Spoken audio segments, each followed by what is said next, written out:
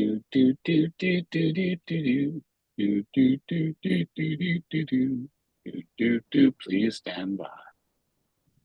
Is a TAC air quality report.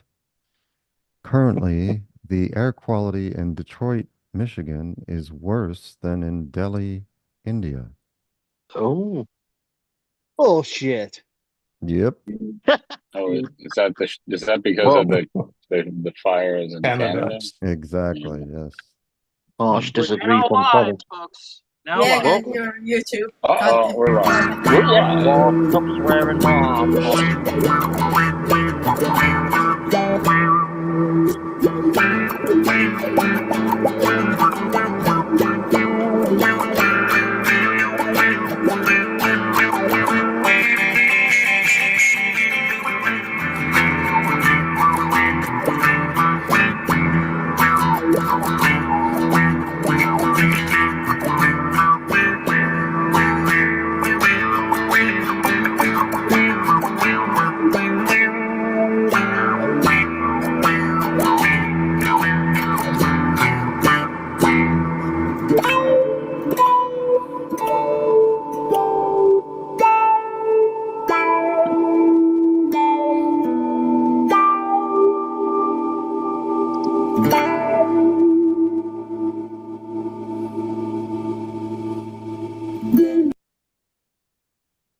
Bienvenidos, buenas noches. Desde el corazón de España. Me llamo Joespaña. Keep messing that up. You can't mix your J and your whole. Jose, Joespaña. Joespaña. Joespaña. I want to say Joespaña. Welcome. Hey there, Ed. Good evening from Spain, the heart of Spain. My name's Joe Spagna. I'll be your cook this evening, and I'm joined by Ann Lee, a retired college professor and a community member at the Daily Coast.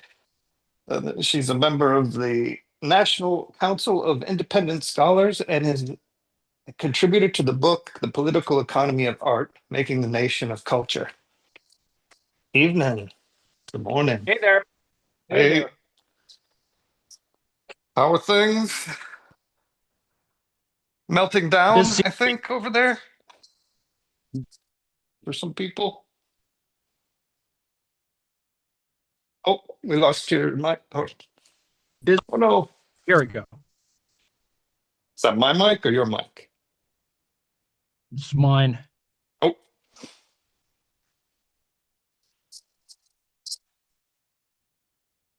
You there? Oh, we're losing Ann. Uh-oh.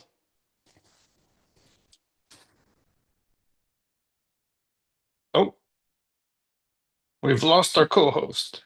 I think we just lost her. I'm Okay. back. Should be. Good Oh, now there you she's are. back. God.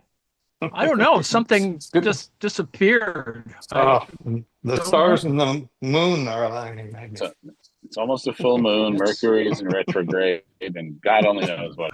I'm in retrograde. It's really weird. You're watching the BBC. All right.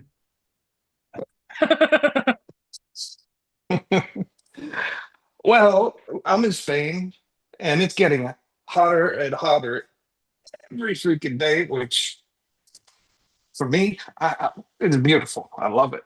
But for the rest of the family, they're kind of struggling. So one thing that helps is gazpacho, nice cold vegetable soup. But Nice. there's a sibling to gazpacho, which is the cucumber soup, or there's a cousin, which is the melon soup, or I was at the market the other day and I came across these beautiful, what do you call these? They're hombre serpentino or melon serpentino or cucumis meloflexus. They're sometimes they're sometimes called wild cucumbers. In Middle Eastern grocery, you might find these pickled. They're technically not wild, but they're sometimes called, or they're generally called Armenian cucumbers. They're technically related to the muskmelon, but they're a thinner skin. You've probably seen me several times preparing a similar looking cucumber, but that's the dark green one. So they're all related.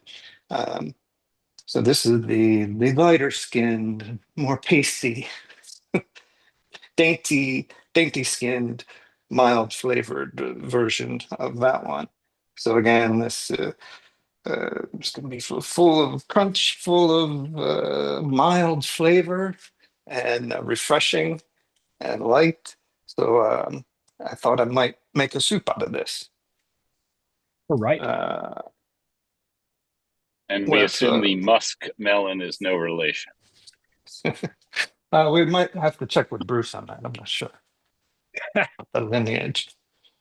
So typically you can make cucumber soup with a yogurt base, but I'll be making it with almond milk. And I've got to cheat a bit because I'm functioning. Our kitchen here is functioning on. I basically have a knife and a cutting board. So I picked up some None of the, almond milk, which is easy to get a hold of now. It's very popular in Spain here as well. And you want to make sure you get, if you're cheating like I am this evening, if you don't have a blender, you can just use any kind of nuts, but you want to make sure it's sin azúcar, no sugar. But whenever you see that sin azúcar, you always want to make sure that there's no fake sweeteners in there, synthetic sweeteners, because typically whenever you see the no sugar, they will add that. So um, just be aware. The advertising on the labeling might be a little confusing. And since the cucumber is going to be a little mild, I thought I'd throw in some lovely radishes, and then we've got some parsley, dill, uh, oregano, basil. I've got some parsley here. And to thicken it up, I've got some super stale bread.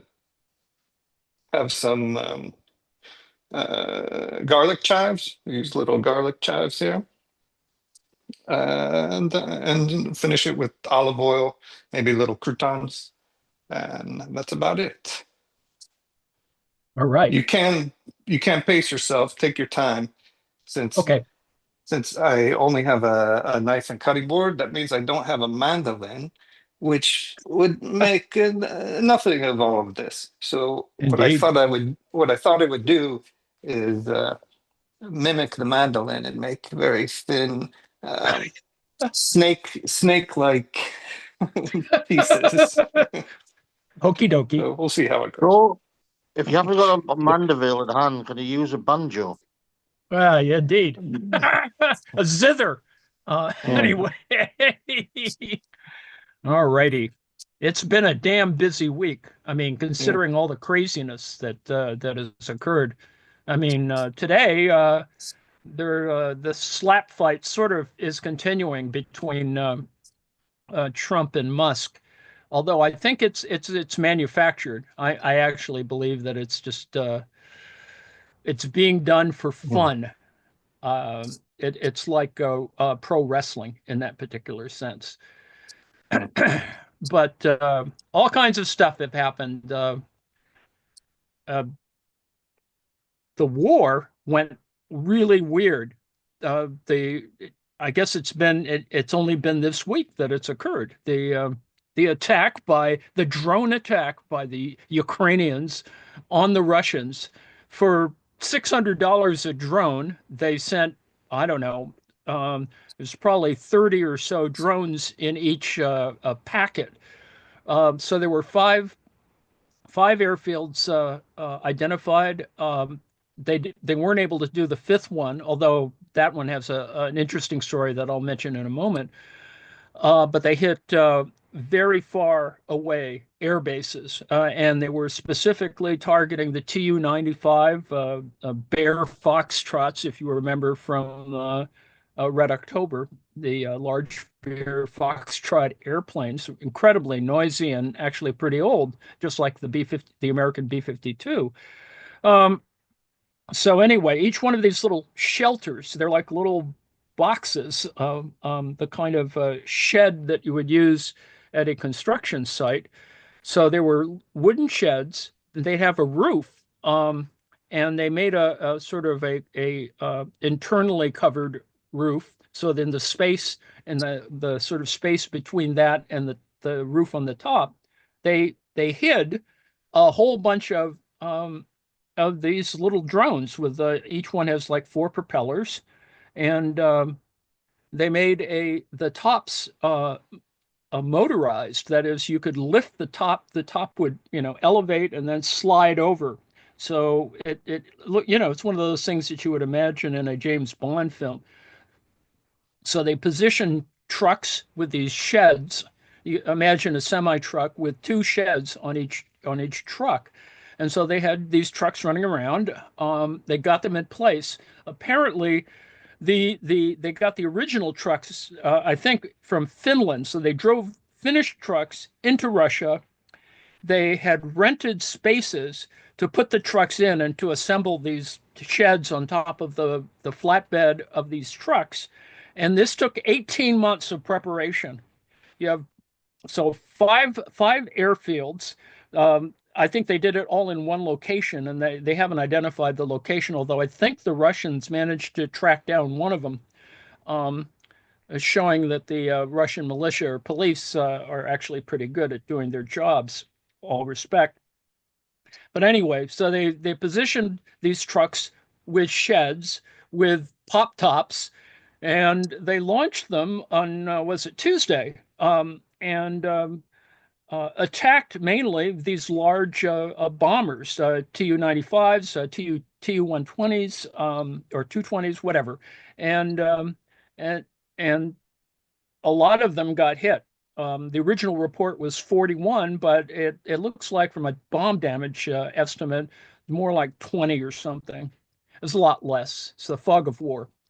But they, each one was operated remotely, so that it was a whole business of trying to make sure that they would have operators, I think, in Ukraine, being able to operate these drones, these little drones with 4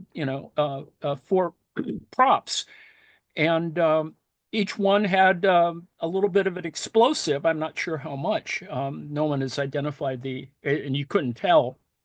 Looked like at least a couple of kilograms of explosive. And so they blew up all these planes, and it was really like surprise, a $600 drone taking down a 50 to $100 million jet. Very embarrassing, needless to say. Spectacular. There are great pictures, actual video of it. One guy got killed because one Russian got killed because he thought once they started flying out of these things, people standing around wanted to stop the drones from coming out. And so you'd see in one instance, people trying to climb into the thing to stop the drones from taking off. That happened in one instance. They pulled one truck over, and they had set it on fire. They had a incendiary device with each thing, so it had booby traps. Anyway, one guy decided he'd climb in there, and whatever happened, he set it off and blew himself up. So not exactly a fun activity. So speaking of, if I could just butt in for a moment, speaking of doing your proper prep work, I'm julienning the radishes, and these are dangerously round vegetables. And with a sharp knife, you could really do some hurt damage yourself. to yourself. Yeah, so we're trying to do it thin slices, but if it's round, it'll just keep rolling, and you could slice off a finger or something. So after you cut off the ends, take it on its side, and then just slice off one side, and then you stabilize it there. So then that's just a little tip for technique.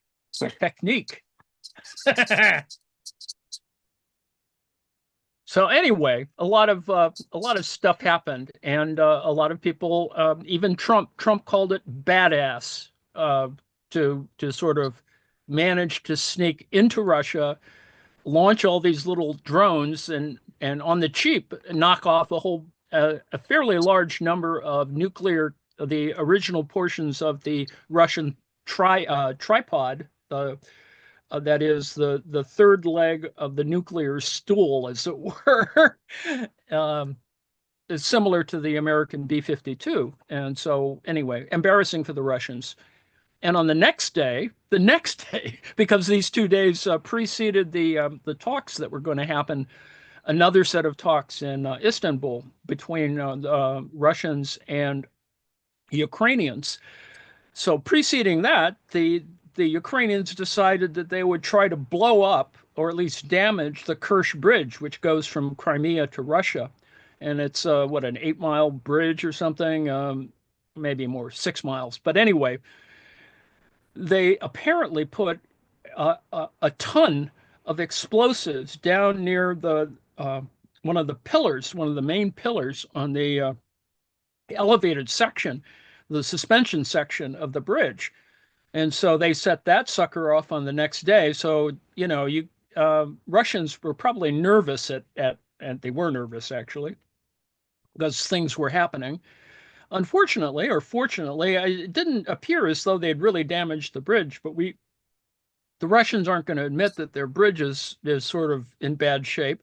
It didn't affect the roadway, but there was a live image, and considering that I think it was a regular bridge image, that they've managed to hack the surveillance systems of the bridge. So anyway, big explosion, a 1-ton, explosive going off.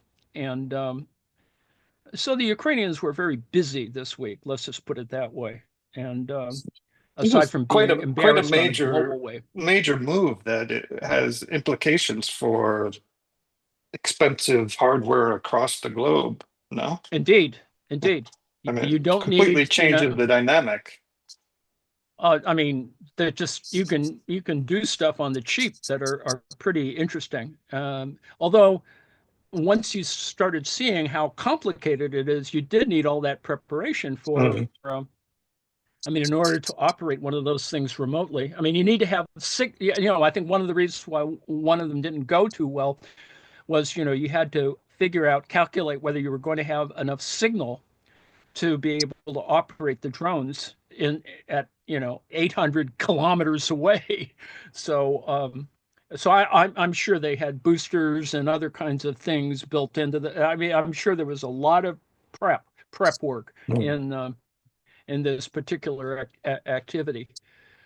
Otherwise, every day there's been missiles. It's there are about 1,000. I think there was only one day in the last 3 weeks where the Russian casualties dipped below 1,000. That doesn't mean that there 1,000 people were killed. Rather, casualties, including killed and wounded. So that kind of that happened. I won't go at great length further on this, other than to say 2 very big explosive incidents. And as I say, I think there are a lot of people examining how well the Ukrainians, in other words, they hit 4 of 5 bases. So it was successful at 80%. That's not so bad. It sort of worked. And the fact that they put booby traps in there to try to mess with anyone who tried to mess with it, that was also interesting as well. On the other hand, in other robotics news, Trump decided to retweet or whatever, repost a claim that's been done by the QAnon folks that Joseph Biden has been replaced by a robot. So speaking of robotics, Trump didn't add his own commentary, but he just posted this little thing that the QAnon people have been obsessed with, that somehow Biden had been replaced by a robot, which was really stupid. But Trump thinks he's funny, he does have this thing about thinking that he's the front of all humor. owning libs. There was just silliness. It's a week of silliness. A member of the GOP, I don't remember what state he's from. He's an idiot, regardless. Put forward a bill that tried to rename the DC subway system, the Metro, the Trump train. That was the name it was going to have instead of the DC, Metropolitan Transit, blah blah blah. It was going to be renamed the Trump train. And then this goes along with the plan. This is part of the big, beautiful bill making Dulles Trump Airport, right? Trump International Airport. So you can imagine how on the American side, there's just a lot of idiocy going on. Let's see. What a dear leader kind of business. Oh, truly, truly, it is. It is a little crazy. And other things happened. People are actually focusing in on how weird the Trump White House is. It has all kinds of gold doodads here and there. Last week I described his firing the director of the Smithsonian National Portrait Gallery. Well, she's still coming to work because, from a labor point of view, a lot of these things have been turned around. That is, the White House has attempted to fire a lot of people that they don't have authority to fire for a whole bunch of a wide range of reasons. And so a lot of these things are either being held up by the courts, people are countersuing. The latest thing, or the one most interesting to me this past week, was the World Institute, or whatever it's called, the Institute for Peace, a separate NGO, not on government land, doesn't take government money.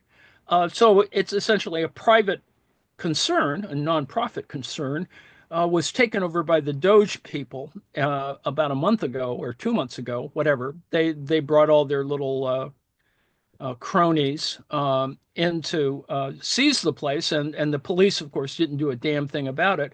Well, the Doge people apparently used it as a party house, and so they would just have pizza parties and the like, and they finally got it back because after however, a month or so, it was discovered or decided or determined that there was no authority to take over the building, even though they kicked everyone out of it, claiming that they were going to fire everybody or arrest everybody, and with the complicity of federal officers, which is equally more insane. And the side portion of that is that they have somebody in the district attorney's office who wasn't going to oppose this particular kind of activity. Anyway, the Doge kids, the Doge boys or bros, use it as a party house and left behind some marijuana aside from leaving pieces and whatever food. So the place now, currently, a couple of days ago, was infested with rats and roaches. So there's just bad tenants, whatever. Pretty stupid. So that happened too.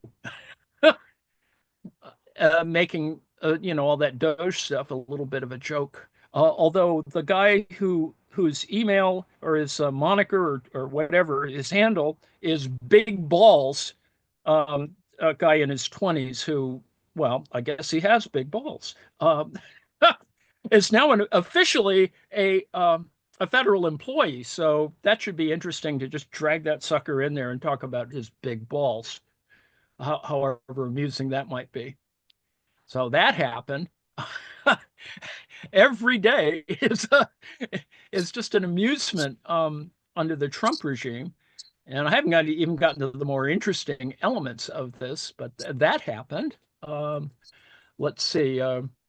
Taco Tuesday, was aside from the big drone attack, some people have speculated that Trump's emergency powers could be permanent. And so there's a lot of people feared of the things. This was during the initial discussion about the big, beautiful bill, which has so much weirdness built into it and is being resisted by so many folks that it has too many things in it. It's going to get probably turned down by the Senate, so it's looking bad for all the usual reasons. I mean, aside from the fact that it's going to add $2 trillion to the deficit, it just has other things that are built into it. For example, it appropriates $500 million to install AI and also have it resist for a decade any a monkey business by the states. So if your state resists AI, certain types of AI installed cannot be removed. Um, Needless to say, that's a little weird. That is, it forbids states from regulating AI for 10 years, centralizes control at the federal level, and integrates all AI systems nationwide into federal government agencies. Now, this is just proposed, but you can imagine what kind of other idiocy that they've snuck into their so-called big bastardly bill. So, as I said, I'm expecting it to be killed just simply because it has so much weirdness in it that all it's going to do is create more litigation and a whole bunch of other craziness. But that's kind of what the week went. And so by the time we got around to other things going on at Tuesday, um, you know, um, Musk decided that he just had it after Friday, where they had a sort of little goodbye, et cetera, et cetera. Um, Obviously, Musk felt that he'd been toyed with, and so he announced his because the Doge failed essentially. Um, uh, Musk decided that he would start posting stuff like, I'm sorry, I just can't stand it anymore. This massive, outrageous, pork filled congressional spending bill is a disgusting abomination. Shame on those who voted for it. You know you were wrong. You know it. Even though it seems a little weird, that set off a whole bunch of other things. And so we're still in the middle of, on the Friday, 3 days later, of a massive slap fight, essentially, between Musk and Trump. But as I said before, I think it's just, kayfabe wrestling goods and bads. And so that happened. I think the next day was the day of the marine explosion, the bridge explosion by the Ukrainians. So there was that. There's still a lot of speculation. They don't really know how it got blown up. I mean, what they used. The Ukrainians have a new underwater drone, but I'm not sure it's big enough to carry a ton of explosives. So the other story about this is they had divers swim, the explosives into place, and then they sort of remotely set it off. The attack with all the drones is called Operation Spiderweb. Spiderweb in Ukrainian. And so the last couple of days has been bomb damage assessments, satellite photos of whether an airplane got blown up or not blown up. Props to Lane, who explained something that should have been explained to us over at Daily Kos, why tires are on top of airplane wings, which makes perfect sense. Perfect sense when Lane described it. And I thought, oh, okay, that's the reason. But no one ever has corrected anyone else. And that's the weird thing. So I'm just going to remember that. I mean, people would speculate about it, and I thought it was just dumb, all the different speculations of what the reasons for airplane tires on top of aircraft wings, mainly because that was the sort of image that you got from the drones as they were going in. Anyway, excuse me. Apparently, all the Ukrainians who did send all those drones and assembled the things, and in some cases, the truck drivers didn't know what they were carrying, and apparently the Russian police got hold and killed at least one of the drivers, who claimed he didn't know what he was carrying. So more technology week. Speaking of which, there's a car carrier that was going from China to Mexico had 3,000 vehicles on it. You know, they're really large ships. They're like container ships, except they're covered up. And they have automobiles. It's a called a drive-on or roll-on car carrier. Anyway, 3,000 cars on it, and with 800 electric vehicles. One assumes that they're BYDs and not Teslas, although Teslas are made in China as well. But apparently, one of them may have caught on fire, and the problem with lithium battery fires is that if you squirt seawater to try and put the fire out, it actually creates a bigger chemical explosion or a fire. So I think it's still burning. They're sending out some Coast Guard folks. It's 300 miles south of the Aleutian Islands, and right on the date line. So there hasn't been further news about what's happening. I think they're still trying to deal with it. But anyway, so those electric vehicles and their lithium batteries, and you can imagine what the issue is and whether people think, well, you know, you shouldn't ship them like that or whatever, etc. But it had to happen eventually. So a ship with 800 electric vehicles catches fire in the middle of the Pacific. The crew abandoned ship. A couple of container ships were close by and collected the sailors. And so, you know, I assume there's a skeleton crew that is handling a burning ship in the middle of the Pacific. Well, not the North Pacific Ocean. So yes, it's been a busy week.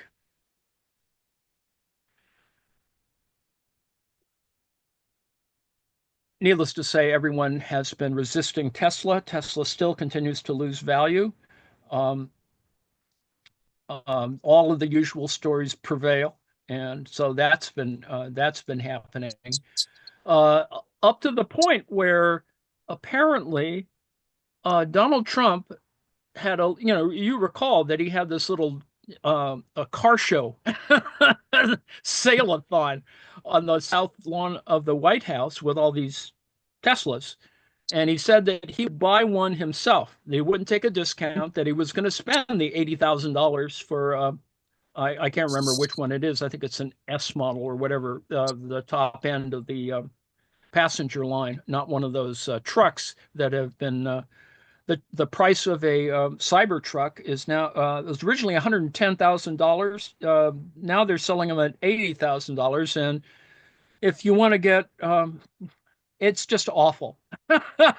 People are dumping their Teslas everywhere.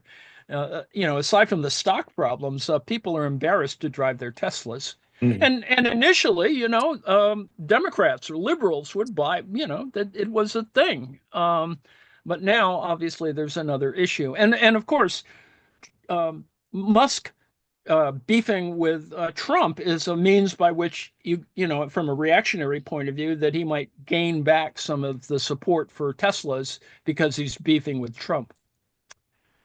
I think in Europe they've plummeted all of the sales. I think only Norway has any significant amount of sales of Tesla. Yes, that's true. Well, I mean, Norway, has mandated mandatory electric cars. There are no internal combustion cars will be sold. So, that's, that darn socialism. I mean, although you can buy petrol cars used. I'm not sure exactly if they've it was supposed to be 2025 where there's no more electric vehicles, but I can't remember the status of that.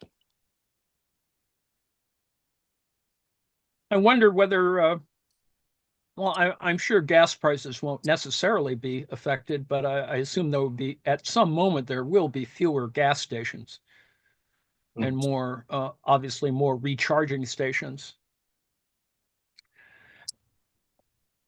How's your soup coming? It's coming along. Didn't get it quite as blended as I wanted, but we've got a kind of, it's not very creamy, let's just say. Ah. Now I'm just trying to get the flavor right. So I need some salt, more lemon, more vinegar. It's missing something. Oh, I forgot parsley. Some parsley.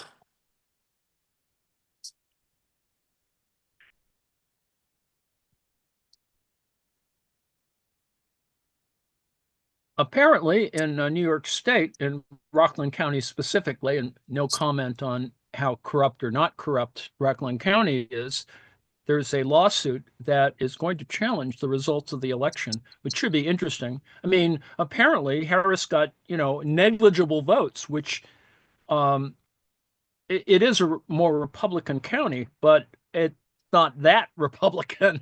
So they're like vote discrepancies that the lawsuit has moved forward. So we'll see. Not that it's going to turn into Miami in 2000 with Al Gore versus George W. Bush, but I think there a couple of more of these are going to happen where it appears that there should be a review of votes without lurching into a conspiracy theory. So that's happening. Well, I lived in Rockland County in Nyack for 25 years, and yeah, it's pretty corrupt, so it wouldn't surprise me. Yes, I actually lost a job in Rockland County because of a similar kind of issue. It's not my corruption; it was the corruption of county level officials. But anyway, so yes. The latest in Ukraine is that yes, the Russians were sort of annoyed that that was the embarrassing thing about their airplanes, so they started sending more missiles, particularly cluster bombs and other things at civilian targets, and they're still occurring.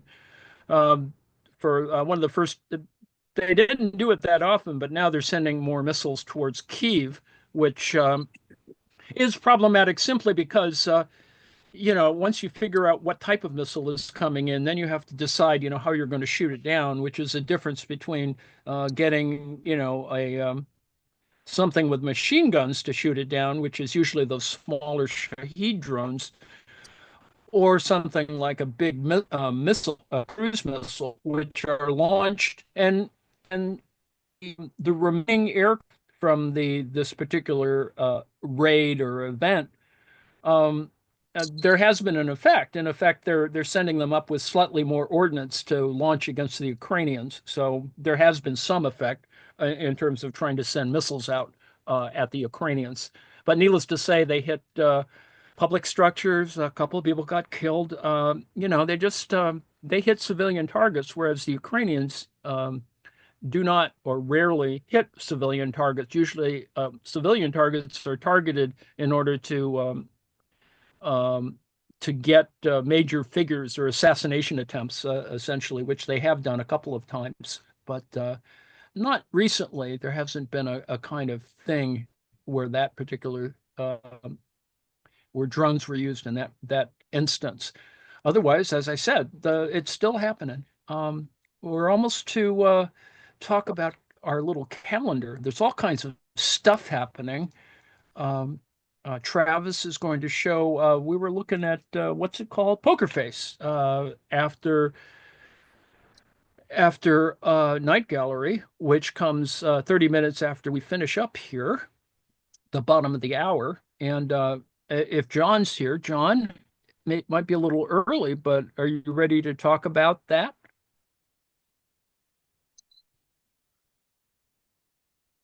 I guess not. We'll poll him later, so to speak. Anyway, let me talk about at least the stuff that I know that I'm doing. We're doing the afterword. William Clare Roberts wrote an essay on the French translations of Capital Volume 1, and I know that sounds boring, but as hell. But actually, it's very interesting in the sense that there's a lot gained and lost in the various translations of the Volume 1 of Capital. And with the new translation in last year in 2024, there's a lot to talk about. So we're going to talk about that tomorrow at 2 p.m. in Weekly Marks. At 2 p.m. on Sunday, we're going to visit again with the class Unity folks who are talking about the war economy. And the particular readings for that that we have posted in our Discord, et cetera, are Baran and Sweezy, Paul Baran and Paul Sweezy's Monopoly Capital. And this past week, I've tried to prep for that by indicating the reasons why we read, and we still need to read Baran and Sweezy, particularly Monopoly Capital, which was sort of an attempt to do a more broadly read book, a less technical book on Monopoly Capital, and it was quite popular in the 70s, 60s, and 70s. So there's that. What else? As I speak now, the Walt's not here because the Edmonton Oilers are still, well, they're in Edmonton, and they won the first game, and so the second game is tonight. I actually watched the first game, and I was waiting to hear boos the American the national anthem when there weren't, but actually the audience was quite quiet during the and needless to say, the same guy who was doing the Canadian anthem stopped during the last verse and allowed the audience to finish the anthem a cappella, which was quite fun from a Canadian point of view. Let's see. I said that Poker Face is on at 10. We watched it last week, and it was actually quite interesting. It was, more interesting than I'd expected, and it has certain nuances from other types of movies of the genre. You could actually say that there is a Las Vegas genre of movies, and so there's that. Let's see. I don't recall what else is happening. Lane, do you want to talk about the music, or we do more Beatles after Star Trek Next Generation on Sunday? Look, it's episode 6, and I didn't mean to say I was bigger than Jesus. I'm just saying. We are bigger than, all right, just say I'm bigger than Jesus. Right, I'm bigger than Jesus. Yeah. Like So Noddy. there are more Beatles. There's going to be more Yeah. Beatles. All of them are quite interesting. I mean, they're not all the same series. It's a lot of different and really interesting in terms of that the music quality is good, and a lot of things were much scratchier. Let's just put it that way. I'm old enough Yeah. to remember the kind Well, of terrible fidelity of recordings from them. well, this one is specifically the Jesus episode, and you get to see lots of albums being burned, lots of Beatles memorabilia being burned in bins, and some hilarious members of the KKK, Colin, John, Yep, Lennon, there we Satan, go. and stuff. It's hilarious. Brilliant. There you go. Satan's music. That's Satan's music. So I don't recall whether Susanna's going to show a movie on Saturday. Are you, Susanna? Not this week. Ah, okay. All right. Yeah, we didn't pay the light bill. Oh, there we next go. week. Yeah. Have to pass the hat for this sort of stuff. Okay, I think I've gotten everybody. If John is here, John. No, I guess not. John is still prepping for a night gallery. There is a night gallery episode at 8:30 tonight, and there is going to be another episode of Star Trek: The Next Generation on Sunday, and I'm not sure which episode is going to be shown, so I can't preview that. It will be good. There'll be other yammering at the same time. That looks like a good soup, Joe. Came out all right, I think. It was Yeah. nice and it's pretty. Yes. Yum. With julienne, radish, and cucumber, salted them so that they got a little softer, and then added almond milk, stale bread, garlic. I had to add a little bit of a clove of garlic to give it a little kick. The garlic chives weren't so strong. Excellent. And salt, pepper, parsley, olive oil, drizzle some olive oil on it. Okay. Vinegar. Yeah. Very nice, refreshing. Chill it Yum. for a little bit, and or throw some ice cubes in, and it's nice, cool, refreshing soup. Summer. Is it, Harsh asks, is this the kind of thing you ate during COVID? I don't remember what. I think I've made gazpacho during COVID. Maybe not this one. This is the first time I'm using the snake cucumber.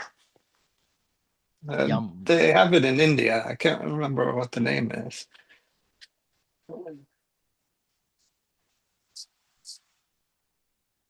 Or snake melon.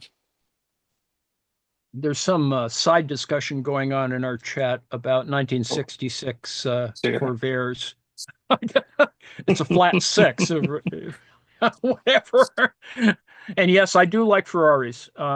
GTB would be nice, or the 250 GTO. But anyway, so John has not shown up. I can continue to yammer. Needless to say, I'm not hurting for things to talk about. You know, the Department of Justice is going to probably put Pam Bondi through the ringer at some moment, despite the fact that they've killed off, or I mean, they've eliminated inspector generals here and there and everywhere. But at some moment, What people are kind of going to pay issues for. could they possibly have with her? I thought she was doing a stellar job. You know, aside from her public pronouncements of that she's going to prosecute people for doing all whatever, that apparently Loyalty oath. People the just don't loyalty oath seem is to like coming. loyalty oaths. Well, it'll be similar to the loyalty oath. They're trying to, and I'm sure they're trying to draft one, a new loyalty oath on the same. Well, I mean, because there is a loyalty oath in at the federal level. Many states have loyalty oaths. I know California has one, Florida, and Military, citizenship, yeah, there's that. Pledge of Allegiance, for Christ's sake. I mean, it's strange. They're trying to make, you know, America go back to 50 years for some weird reason. And fortunately, Gen Z is probably going to figure out that it is that stupid. Once they get around to seeing the copies of the Ten Commandments in your classroom, I have no idea what that's about. As though that's going to do something, you know, as though, and from a didactic point of view, from an iconographic point of view, that if you post it, they will believe, I think. On the other hand, you get embarrassing questions of, you know, young children asking what adultery is, or coveting, you know, neighbors' wives or something. So there's that.